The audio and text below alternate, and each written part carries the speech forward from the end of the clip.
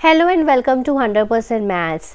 आज हम इस वीडियो में करेंगे chapter number 6 that is application of derivatives के कॉन्सेप्ट्स एंड फॉर्मूलाज के revision for class 12th boards. तो अगर आपने पिछले 5 चैप्टर्स की जो कॉन्सेप्ट्स एंड फॉर्मूलाज की रिवीजन अगर वॉच नहीं की है तो लिंक डिस्क्रिप्शन बॉक्स में गिवन है, आप वहाँ से जाकर देख सकते हैं। तो जाकर क्विकली रिवाइज कर लीजिए और ये वाला जो चैप्टर है वो मैं आपको विद एग्जाम्पल्स रिवाइज करवाने जा रही हूँ, तो पूरा वीडियो एंड तक ज़रूर देखिएगा। आइए वीडियो स्टार्ट करते हैं। सो नेक्स्ट चलते हैं चैप्टर नंबर 6 पे, that is application of derivatives. तो अभी हमने पिछले चैप्टर में पढ़ा डेरिवेटिव्स के बारे में, तो इसकी पहली एप्लीकेशन होती है rate of change of quantities. अगर हमने लिखा है ds/dt तो इसका मतलब ये है कि rate of change of distance s with respect to the time t, नीचे वाला हमेशा विद रिस्पेक्ट टू होता है। अगर हमने लिखा है dy/dx तो what is this, rate of change of quantity y with respect to x। अगर मैंने लिखा है dy/dt तो rate of change of y with respect to the time t, तो ये होता है rate of change of quantities. अब हम मान लेते हैं कि लेट मेरे पास है y is equal to f of x। मैंने आपको कहा इसकी डिफ्रेंसिएशन करो, सो dy/dx इज इक्वल्स टू क्या हो जाएगा, f-x हो जाएगा। ये क्या रिप्रेजेंट कर रहा है, rate of change of y with respect to x है। अगर अब फर्दर मैं मानती हूँ कि दो वेरिएबल्स हैं x और y, और ये जो है with respect to time t जो है वो वेरी कर रहे हैं।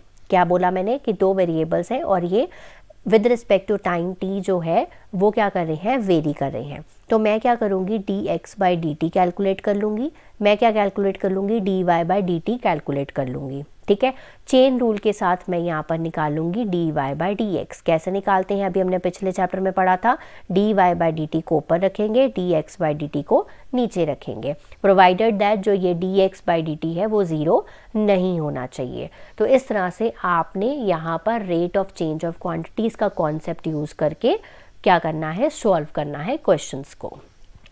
दूसरी एप्लीकेशन होती है डेरिवेटिव्स की इंक्रीजिंग एंड डिक्रीजिंग फंक्शंस। तो सबसे पहले यहाँ पर हम डिफरेंशिएशन को यूज़ करते हैं टू फाइंड आउट कि वेदर एक पर्टिकुलर फंक्शन इंक्रीजिंग है या डिक्रीजिंग है। सबसे पहले इस ग्राफ को ऑब्जर्व करते हैं। अगर हम यहाँ पर राइट टू द ओरिजिन देखें, अगर हम लेफ़्ट टू राइट जा रहे हैं तो यहाँ पर आप देखेंगे कि जो हाइट है वो यहाँ पर कंटिन्यूसली इंक्रीज़ कर रही है। अगर हम ओरिजिन के लेफ़्ट हैंड साइड पे देखें, लेफ़्ट टू राइट, तो यहाँ पर आप देखेंगे कि हाइट जो है यहाँ से लेफ़्ट टू राइट, तो यहाँ पर हाइट जो है वो कंटिन्यूसली क्या कर रही है, डिक्रीज़ कर रही है। ठीक है, तो अब यहाँ पर बहुत सारे डिफ़ाइन करते हैं हम फंक्शंस को। तो सबसे पहला है यहाँ पर स्ट्रिक्टली इंक्रीजिंग। स्ट्रिक्टली का मतलब है स्ट्रिक्टली, कोई ऊपर नीचे नहीं। फंक्शन हमेशा क्या करेगा, इंक्रीज़ करेगा ही करेगा। जैसे जैसे x की वैल्यू इंक्रीज़ करेगी वैसे वैसे फंक्शन की वैल्यू भी इंक्रीज़ करेगी। फॉर एग्जांपल ऑब्वियसली आप ज़्यादा हार्ड वर्क करोगे, ज़्यादा आपके मार्क्स आएंगे। स्ट्रिक्टली इंक्रीजिंग है ये i पे। अब यहाँ पर इसका बेसिक क्या है रूल, अगर x1 की वैल्यू x2 से कम है तो ये इम्प्लाई करता है कि f ऑफ x1 की वैल्यू भी f ऑफ x2 से कम ही होगी, बराबर नहीं होगी। ठीक है, या ज़्यादा नहीं हो सकती, तो इस कम ही होगी for all x1 x2 belongs to this interval i। ठीक है, अब अगर बात करें हम इंक्रीजिंग फंक्शन की, तो यहाँ पर इंक्रीजिंग फंक्शन इंक्रीज़ तो करता ही करता है बट सेम भी रहता है। आप इस ग्राफ को अच्छी तरह से अगर आप चेक करें तो यहाँ पर तो इंक्रीज़ कर रहा है, यहाँ पर देखो कांस्टेंट टाइप रह रहा है, सेम रह रहा है, फिर से इंक्रीज़ कर रहा है। आप पिछले में ऑब्जर्व करेंगे तो ये कॉन्स्टेंटली क्या कर रहा था, इंक्रीज़ ही करा जा रहा था, क्योंकि ये स्ट्रिक्टली था। ये है normal increasing function. It will decrease नहीं करेगा बट इंक्रीज़ करेगा या रिमेन सेम रहेगा। ठीक है, तो जैसे जैसे x की वैल्यू बढ़ती जाती है f ऑफ x की वैल्यू या तो सेम रहती है या इंक्रीज़ करती है। तो ज़्यादा हार्ड वर्क करोगे या तो ज़्यादा नंबर आएंगे, या फिर जितने नंबर आपके ऑलरेडी आ रहे हैं उतने ही आएंगे, कम नहीं होंगे। ठीक है, तो स्ट्रिक्टली इंक्रीजिंग का मतलब क्या है कि अगर x1 की वैल्यू लेस देन x2 है, यहाँ पर देखो f ऑफ x1 की value less than equal to हो गई f ऑफ x2 से। ठीक है, पिछले वाले में सिर्फ लेस देन का साइन था, इसमें लेस देन इक्वल टू का साइन है। ठीक है, डिफरेंस पता चल गया ना। नेक्स्ट आ जाता है आपका स्ट्रिक्टली डिक्रीजिंग, मतलब डिक्रीज ही करता जाएगा, फंक्शन ऑलवेज डिक्रीजेज, जैसे जैसे एक्स की वैल्यू डिक्रीज करेगी फंक्शन की वैल्यू भी डिक्रीज करेगी। ज़्यादा टीवी या फ़ोन देखोगे ऑब्वियसली मार्क्स कम होते ही जाएंगे, ठीक है, बढ़ेंगे नहीं या सेम भी नहीं आएंगे। तो इसलिए स्ट्रिक्टली डिक्रीजिंग, यहाँ पर स्ट्रिक्टली डिक्रीजिंग ऑन आई, अगर x1 की वैल्यू लेस देन x2 है तो यहाँ पर f ऑफ x1 की वैल्यू ग्रेटर देन हो जाएगी f ऑफ x2 से, for all x1 x2 belongs to i। ये हो गया स्ट्रिक्टली डिक्रीजिंग फंक्शन। अब स्ट्रिक्टली डिक्रीजिंग के बाद आ जाता है डिक्रीजिंग फंक्शन। इसमें फंक्शन डिक्रीज तो करता ही करता है बट सेम भी रहता है, ठीक है, इट विल नॉट इंक्रीज। जैसे जैसे x की वैल्यू डिक्रीज करेगी वैसे वैसे f ऑफ x की वैल्यू भी डिक्रीज करेगी या रिमेन्स रहेगी सेम। तो ज़्यादा टीवी या फ़ोन देखोगे मार्क्स कम आएंगे ही आएंगे, या फिर सेम मार्क्स जितने आ रहे थे उतने ही आएंगे। सो x1 की वैल्यू अगर x2 से क्या है, छोटी है, सो ये इम्प्लाई करता है कि f ऑफ x1 की वैल्यू बड़ी होगी या बराबर हो जाएगी f ऑफ x2 से, ठीक है। तो ये हो गया हमारा डिक्रीजिंग फंक्शन। नेक्स्ट आ गया आपका कांस्टेंट फंक्शन, जो कि ना तो इंक्रीज करता है ना डिक्रीज करता है। सो यहाँ पर जो इक्वेशन है वो क्या है, f ऑफ x is equals to c, जो नॉर्मल हमारे कांस्टेंट फंक्शन की होती है। अब आ जाता है हमारा पहला डेरिवेटिव टेस्ट, ठीक है, कि चेक करने के लिए कि क्या ये फंक्शन इंक्रीजिंग है और क्या ये फंक्शन क्या है, डिक्रीजिंग है। तो हमारा जो फंक्शन है इंक्रीजिंग तब होगा जब हमारा जो डेरिवेटिव है अगर ग्रेटर देन ज़ीरो है तो वो फंक्शन इंक्रीजिंग है। फंक्शन डिक्रीजिंग तब है जब उसका पहला डेरिवेटिव लेस देन ज़ीरो है, और अगर ज़ीरो के बराबर है तो वो एक क्या है, कांस्टेंट फंक्शन है। इसको समझने के लिए हम एक छोटा सा एग्जांपल ले लेंगे। यहाँ पर मैंने कहा कि आपके पास एक फंक्शन है साइन ऑफ एक्स, इसका डेरिवेटिव फाइंड आउट करो, एफ डैश एक्स क्या आ जाएगा आपके पास, कॉस एक्स आ जाएगा, इसका डेरिवेटिव आ गया। अब मैंने कहा कि ये कहाँ पर इंक्रीजिंग है और कहाँ पर डिक्रीजिंग है, और इसकी जो रेंज है वो मैंने दे दी यहाँ पर 0 से लेके 2 पाई तक।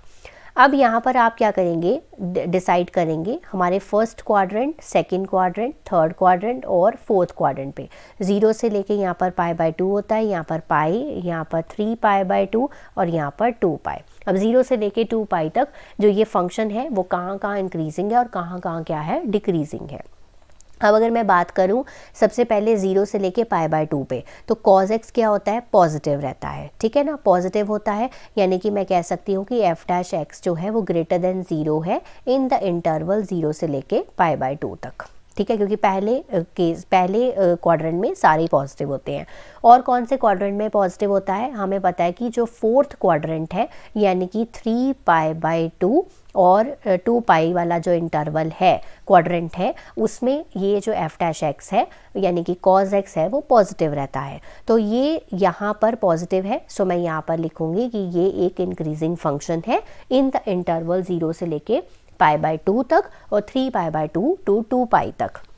अब अगर बात करें कि डिक्रीजिंग कहाँ कहाँ पर है, तो f डैश एक्स जो है वो लेस देन 0 है इन द इंटरवल π/2 से लेके पाई तक एंड पाई से लेके 3 π/2 तक। तो यहाँ पर जो फंक्शन है वो डिक्रीजिंग है। तो अगर आपको इस तरह से इंटरवल्स गिवन है तो आप डिसाइड करके बताएंगे कहाँ पर वो इंक्रीजिंग है और कहाँ पर वो डिक्रीजिंग है। अब सेम अगर हमारे पास कोई एल्जेब्रिक फंक्शन हो तो उस केस में हम कैसे करते हैं, सपोज कर लेते हैं कि हमारे पास f ऑफ x गिवन है x² माइनस x माइनस 1। तो सबसे पहले उसका डेरिवेटिव फाइंड आउट करेंगे, डेरिवेटिव यहाँ पर आ जाएगा 2x माइनस 1। उस डेरिवेटिव को क्या करेंगे, f डैश x को 0 पुट करेंगे, so 2x minus 1 is equal to 0, x is equal to 1/2 आ गया, ठीक है।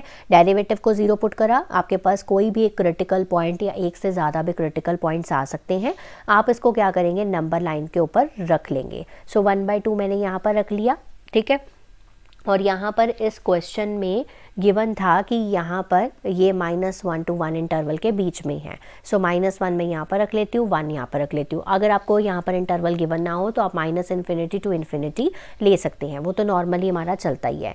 सो मैंने यहाँ पर इंटरवल्स लेने हैं -1 से लेके 1/2 तक और 1/2 से लेकर 1 तक। अगर आपके पास -∞ to 1/2 है तो आप उस अकॉर्डिंग ले लेंगे, ठीक है। तो यहाँ पर क्वेश्चन में जैसे गिवन था मैं यहाँ पर करा रही हूँ। अब मुझे दोनों इंटरवल्स पे चेक करना है कि जो हमारा एफ डैश एक्स है वो कैसा है। अगर मैं -1 से लेकर 1/2 के बीच में कोई भी वैल्यू लेती हूँ, ठीक है, तो वो क्या आ रहा है, हमारा एफ डैश एक्स क्या आ रहा है, <0 बनेगा। तो यहाँ पर अगर <0 बन रहा है तो वो डिक्रीजिंग है, और यहाँ पर पॉजिटिव बनेगा तो यहाँ पर वो क्या है, इंक्रीजिंग है। तो मुझे पता चल गया कि मेरा फंक्शन डिक्रीजिंग कहाँ पर है और इंक्रीजिंग कहाँ पर है। तो इस तरह से आपको ये इंक्रीजिंग एंड डिक्रीजिंग फंक्शन वाले क्वेश्चंस को सॉल्व करना है। सो नेक्स्ट मूव करते हैं आप अपने थर्ड एप्लीकेशन ऑफ डेरिवेटिव्स पे, that is maxima and minima. Very important. तो इसमें हम बात करेंगे लोकल मैक्सिमा लोकल मिनिमा के बारे में, and absolute maxima and absolute minima के बारे में। अब कैसे निकालते हैं लोकल मैक्सिमा और लोकल मिनिमा, इसको समझने के लिए हम यहाँ पर एक एग्जाम्पल ले लेंगे। F of x is equals to 2x - 1 का होल स्क्वायर प्लस 3। अब इसको सॉल्व करने के हमारे पास यहाँ पर 3 मेथड्स होते हैं। नंबर 1 इज़ कि हम नॉर्मली इस फंक्शन को देखें। नॉर्मली इस फंक्शन को अगर हमने देखा तो यहाँ पर हमें दिख रहा है होल स्क्वायर, और होल स्क्वायर हमेशा क्या होता है, पॉजिटिव होता है, क्योंकि square of any number can not be negative. तो वो हमेशा क्या रहेगा, ग्रेटर देन इक्वल टू 0 रहेगा। सो मिनिमम वैल्यू जो है वो 2x - 1 होल स्क्वायर की क्या रहेगी, 0 रहेगी। और 0 में अगर हम 3 ऐड कर दें तो इस फंक्शन की मिनिमम वैल्यू कितनी हो जाएगी, minimum value of f of x will be 0 + 3 that is equal to 3। और मैक्सिमम वैल्यू इसकी है नहीं, क्योंकि हमें नहीं पता कि कहाँ तक जाएगा, सो इसकी कोई मैक्सिमम वैल्यू नहीं है। सो मिनिमम वैल्यू इसकी 3 है। ठीक है, ये हो गया पहला मेथड। दूसरा मेथड क्या कहता है कि आप क्या करें, F dash x find out करेंगे, यानी कि उस फंक्शन का डेरिवेटिव फाइंड आउट कर लीजिए। डेरिवेटिव फाइंड आउट करने पे क्या आ जाएगा, 2 × 2x - 1 आ जाएगा, क्योंकि 3 का तो 0 ही हो जाएगा। अब इस डेरिवेटिव को आप 0 पुट कर दीजिए। डेरिवेटिव जब आप 0 पुट करेंगे तो आपके पास x की कुछ वैल्यू आएगी।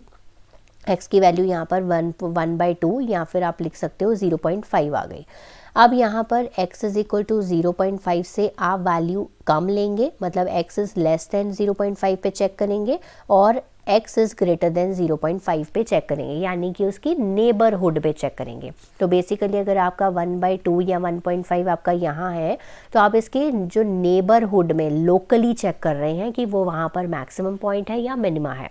तो बेसिकली इसको ही कहते हैं हम यहाँ पर local maxima and local minima. मेरे ख्याल से आपको क्लियर हो गया होगा। तो हम इसके नेबरहुड में चेक करेंगे, किसको चेक करेंगे, एफ डैश एक्स को चेक करेंगे। ठीक है, अब x is less than 0.5, let us suppose मैंने 0.4 वैल्यू ले ली, और 0.4 वैल्यू मैंने यहाँ पर पुट करके देखी, तो मेरा जो आंसर है वो नेगेटिव आ रहा है, यानी कि 1/2 की इस साइड पे नेगेटिव आ रहा है। और मैं यहाँ पर 0.6 ले लेती हूँ, 0.7 भी ले सकती हूँ, ठीक है, कुछ भी ले सकती हूँ, बड़ी होनी चाहिए 0.5 से वैल्यू।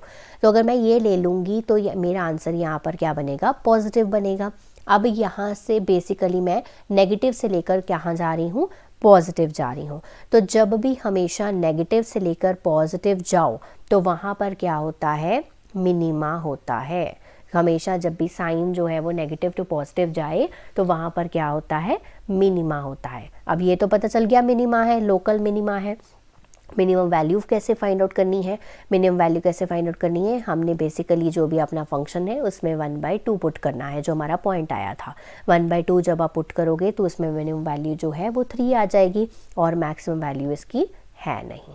ठीक है, तो ये हो गया आपका दूसरा तरीका इसको सॉल्व करने का। ठीक है, अब बता रही हूँ आपको तीसरा तरीका।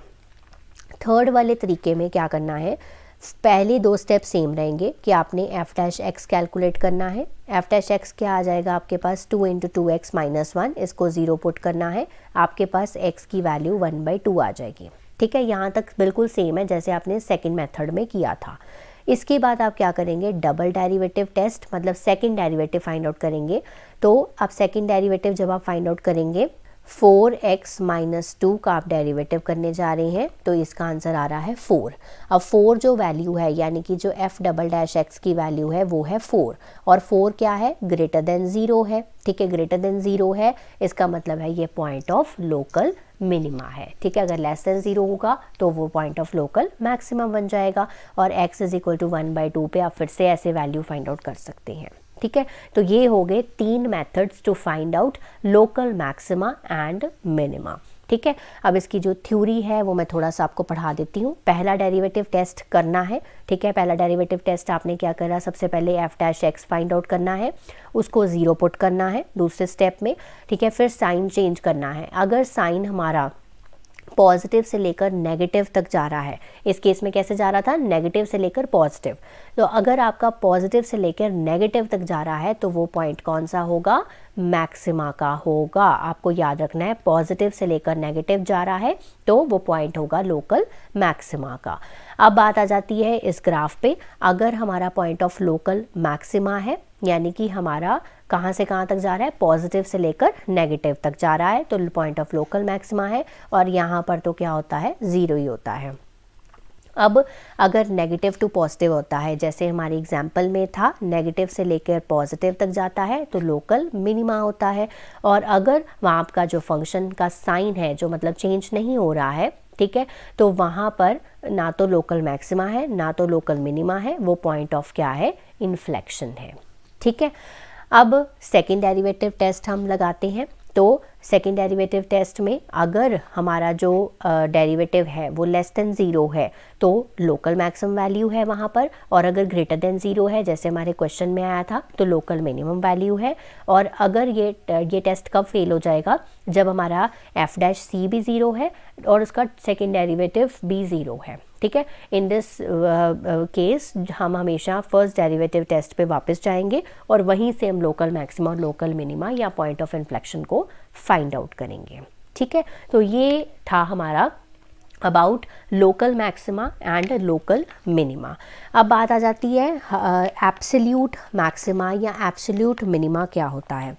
अब मैक्सिमम और minimum values of a function in a closed interval. अब बात करते हैं कोई फंक्शन है अगर हमारे पास x+2, अब मैं यहाँ पर ना एब्सोल्यूट मैक्सिमम और मिनिमम के बारे में ही आपको बताऊँगी। अब अगर हमारे पास कोई फंक्शन है 0 से लेके 1 तक उसका है हमारे पास यहाँ पर इंटरवल है, x+2 हमारा फंक्शन है, ये फंक्शन कंटिन्यूस है एट 0,1, इसकी कोई मैक्सिमम वैल्यू नहीं है, मिनिमम वैल्यू नहीं है, ना तो कोई लोकल मैक्सिमम वैल्यू और लोकल मिनिमम वैल्यू नहीं है। पर अगर हम इसे क्लोज्ड इंटरवल में कर दें तो इसकी एक मैक्सिमम वैल्यू और एक मिनिमम वैल्यू बन जाएगी ना, तो यही चीज़ होती है एब्सोल्यूट मैक्सिमम वैल्यू और absolute minimum value. Global maximum या ग्लोबल मिनिमम भी इसको हम बोल देते हैं। इसको समझने के लिए ना हम एक एग्जांपल यहाँ पर डिस्कस कर लेते हैं। सो एफ ऑफ एक्स अगर हमारे पास जैसे गिवन है 12x की पावर 4/3 माइनस 6x की पावर 1/3। ठीक है, ये आपका एनसीईआरटी का ही एग्जाम्पल है और मुझे गिवन है कि -1 से लेकर 1 तक ये क्लोज्ड इंटरवल में है। ठीक है, तो मैंने सबसे पहले इसका F dash x find out कर लेना है। ठीक है, एफ डैश एक्स जो है मैं वो डायरेक्टली यहाँ पर लिख रही हूँ, 2 × 8x - 1 डिवाइडेड बाई एक्स की पावर 2/3, ये इसका एफ डैश एक्स आ रहा है। अब जब मैं इसको एफ डैश एक्स को 0 पुट करूँगी तो मेरे पास x की वैल्यू जो है वो यहाँ पर 1/8 आ रही है। ठीक है, अब जो क्रिटिकल पॉइंट्स हैं यहाँ पर वो क्या आ रहे हैं, एक आ रहे हैं x = 0 और एक आ रहा है हमारे पास x = 1/8 पे। ठीक है, अब मैं किस किस पे इसका जो एफ ऑफ एक्स है चेक करूँगी, मैं चेक करूँगी सबसे पहले -1 पे, ठीक है, और एफ ऑफ 0 पे, ठीक है, फिर एफ ऑफ 1/8 पे और एफ ऑफ किस पे, 1 पे। मतलब मैं 4 पॉइंट्स पे इसका चेक करूँगी, एफ ऑफ 1 पे, सॉरी। ठीक है, सो अगर हम बात करें एफ ऑफ -1 पे, तो -1 पे इसका क्या आ रहा है, वैल्यू 18 आ रहा है। आपने क्या करना है, बेसिकली इस फंक्शन में आपने -1 पुट करना है। ठीक है, और एफ ऑफ 0 पे तो इसका 0 ही रहेगा। एफ ऑफ 1/8 पे आ रहा है -9/4, तो एफ ऑफ 1 पे आ रहा है 6। ठीक है, अब आप देखिए कि एफ ऑफ -1 पे क्या बन रहा है, मैक्सिमम वैल्यू बन रही है, और हमारी जो -9/4 है यानी कि 1/8 पे, इस पे क्या बन रही है, मिनिमम वैल्यू बन रही है। ठीक है, तो आप बताएंगे कि एब्सोल्यूट मैक्सिमम वैल्यू किस पे है, -1 पे है, और एब्सोल्यूट मिनिमम वैल्यू जो है वो कहाँ पर है, 1/8 पर है। तो ऐसे आप फाइंड आउट करते हैं absolute maxima and absolute minima. तो बेसिक स्टेप्स क्या हैं, आप सबसे पहले डेरिवेटिव फाइंड आउट करेंगे, उसको ज़ीरो पुट करेंगे। ज़ीरो पुट करने के बाद आपके पास कुछ क्रिटिकल पॉइंट्स आ जाएंगे। क्रिटिकल पॉइंट्स को आप मतलब और आपकी जो इंटरवल्स हैं उन सभी को आप फंक्शन में पुट करके देखेंगे। वहाँ से जहाँ पर आपकी मैक्सिमम वैल्यू बनेगी वो एब्सोल्यूट मैक्सिमम वैल्यू बन गई, जहाँ पर मिनिमम बनेगी वहाँ पर मिनिमम वैल्यू बन गई। So this is all about chapter number 6, applications of derivatives.